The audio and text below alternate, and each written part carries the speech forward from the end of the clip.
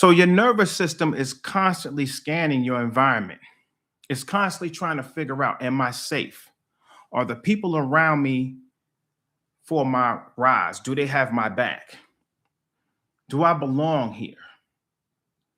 It's constantly scanning for safety. This was what we were built uh, to navigate in our prehistoric times, how our brain circuits were wired for safety.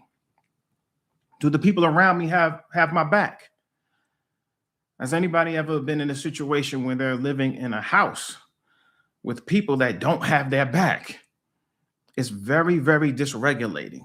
You can find it hard to sleep. You can find it hard to find peace. And all of this will eventually impact your mental health and your physical health. So when the answer to these questions is consistently no, that's toxic. And it's taking years off of your life. Research on what scientists call social buffering has proven this, and it shows that supportive relationships actually dampens the body's psychological response to stress, meaning the right people around you can influence strongly how you respond to stress. That includes the HPA axis, one of the major systems involved in the body's cortisol and stress response. So when you're around people that you trust, it's people that understand you, that hear you. When a brother says, brother, I understand exactly what you're going through. I went through the same thing. When a sister says, sister, I've been there. I know exactly how it feels. When you hear that from somebody, how does that make you feel? It's almost like a breath of fresh air. And the signal is, I am not alone. And that is highly regulating and broadcasts a signal of safety. So your nervous system may process the entire situation differently. Have you ever talked to a brother or a sister and you tell your story, they tell their story. After a while, you start to view your situation totally different. It's like, wow, my situation isn't even that bad. You're thinking to yourself, you start feeling this relief. So this isn't just talk. This isn't motivation. This isn't slick talk. This is actual neuroscience. Here at Hidden Power Community, we're grounded in facts. We're grounded in science. Some of the science is a little ahead of our time, but you will soon see that it's all science, always was and always will be. There was another well-known brain imaging study that found that social exclusion activates brain regions that are associated with distress. Being alone, isolated, it activates the distress centers of the brain. Think about that. Distress, being disconnected isn't simply, oh, I'm lonely. Oh, I'm lonely. I've been single for too long. Nobody gets me. Nobody understands me. It's more than that. Your brain treats loneliness as an actual threat. This is why so many people are dysregulated in this modern world, because of social isolation. Check out the short I did earlier about boredom. It's similar to loneliness, right? Check out that short. I gave you some tools with that. Inside the members area, I gave a whole live feed, right, in the woods. It was beautiful. Check that out. Another research study has found that stronger social connectedness is associated with lower subsequent risk of depression and anxiety. So when you have a tribe, when you have these connections, when you're surrounded by people that you actually trust, that you know they have your back and you feel safe, there's less depression and anxiety. And sometimes I read these studies, I'm like, duh, right? You needed to do a study to know that. But science has proven these things that we know internally. And there's another study I found, and this is extremely alarming. And they found that social isolation, when it becomes chronic, is equivalent to smoking 2 packs of cigarettes a day. When you are chronically isolated and lonely, I'm not talking about a person that's coding or they work alone, they're introvert and they're fine with it. I'm talking about a person that feels that distress. It's similar to smoking 2 packs of cigarettes a day. So one of the things that I teach in my consultations is something called the lockout. And sometimes you just gotta, especially if you have a day off, you spend the day out and about. You plan your entire day when you're around people, whether at the park, at the mall, at the coffee shop, wherever it may be. You want to be around people and engage in conversation. And you're not, it's called a lockout because you're not allowed to come in till 11 o'clock at night. We can adjust it a little bit. There's one particular sister, I said, we could do 8 and things of this nature because of the mere fact female and, in the city. But if it's a brother, 11 o'clock, see? That was one of the tools I gave for that consultation. So this is why you see communities popping up everywhere. There's a community for everything. There's spiritual communities, there's recovery communities, right? You have communities for men or men's group. We have a brotherhood inside of our community, which is a subset of our entire community.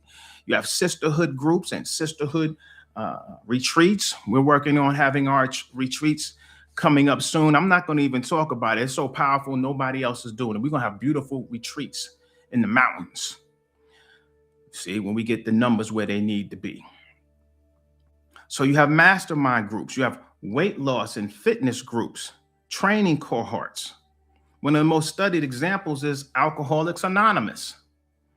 And they found that these 12-step programs and these participants, part of Alcoholics Anonymous programs, produce higher rates of continuous abstinence from alcohol. And it's higher than any other form of treatment.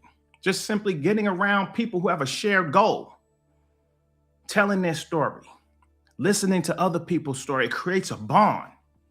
Sometimes these people become, lifelong friends. People meet their spouse at Alcoholics Anonymous. Just some of the powerful benefits of coming together in a tribe. And one of the mechanisms that research points to is beautifully and elegantly simple. People helping people change. People helping people change. You have shared experiences. You have humor, right? What comes to mind, maybe it's I don't know. I grew up during the crack era, right? Everything was crackhead. Maybe they had a crackhead anonymous, and everybody's telling stories about how they saw any little piece of lint on the floor they thought was a piece of crack, or things they did that were crazy to get them their next hit. And they're laughing. They become regulated. And they become strengthened to break that addiction. You have accountability, right? Whereas now you feel, oh man, I can't take this hit, or I can't take that drink. I got to go to my AA meeting, and then I'm gonna have to share the fact that I drank this liquor. So now you don't want to let your cohort group down. You don't want to let your family down. And I just want to give a thanks to my father growing up, and there was a lot of stress during that time. It was much more materialistic than it is now. You couldn't go to school dressed in any old kind of way. You couldn't, it was about being fresh and fly, especially being from the Northeast in the late 80s, early 90s. And it was not cheap. And one of my friends, he was a drug dealer, and, always sharp. New shoes almost every day. Right? Gold, all of these things. And he was going to put me on. He said, you need to get up on this. You still got those? You still rocking those shoes? He laughing and things of this nature. He said, I'm going to put you on. We're going to set you up. And I was strongly considering it. You follow me? And deep down, I knew I'd probably be the one to get caught. But I thought about it. And the one thing that kept me from becoming a drug dealer was the mere fact I didn't want to disappoint my father. That was it. That was the only reason. I didn't want to disappoint him. It wasn't really my mother, it was my father. I didn't want to disappoint him because I felt accountable. That's why we need these strong men back in the house. Don't let me start preaching. We got to get this community and our community back in divine order. All the research points to it. But belonging, accountability, encouragement. Let me ask you another question. What happens when people around you are also striving to be the same kind of person? What happens when everybody around you, everybody's striving to be the same type of person? More disciplined, more regulated, more masculine, right? More spiritual, more courageous, more industrious, right? Being more of a go-getter, being about some business, right? More powerful. What happens when you're in a house with a whole bunch of people that have that same goal? It just you become like Voltron. It's an unstoppable force. Even the scripture teaches us when two or more gathered in my name, I am there. It speaks simply saying that when people are gathered together with the same goal, the same aspiration, the same direction, that house is not divided. That house is whole and solid, and it's going to move forward. So it's not just about consuming information. It's about getting into an environment. There's a universal law called the law of infection. And the law of infection states that you can infect or influence your environment, and your environment can infect and influence you. And I always talk about it. Some of my children were homeschooled for some time. But once they went to those public schools, they coming back wanting the little Nikes, wanting this, talking this, using certain words and phrases. Like, they picking all of this stuff up because they're influenced by their environment. Your environment can infect you. So what happens when you're in a powerful environment? What happens when you're in an uplifting environment? So maybe Wellness Wednesday isn't always about what you put in your body. It's also about who you put around your body. It's not about what you put in your body. It's also about who you put around your body. That can become your supplement. That can become what powers you. That can boost your immune system. That can help you get better sleep. That could put your mind at ease, make you feel safe and regulated. You put that on top of the products, it's a slam dunk. It's a slam dunk. But who you put around your body, who is around your body? Do you feel safe around them? Do they get you? Do they understand you? See? Who gets access to your mind and your energy? Who reinforces your standards as opposed to degrading your standards? You get around certain people, you lowering your standards.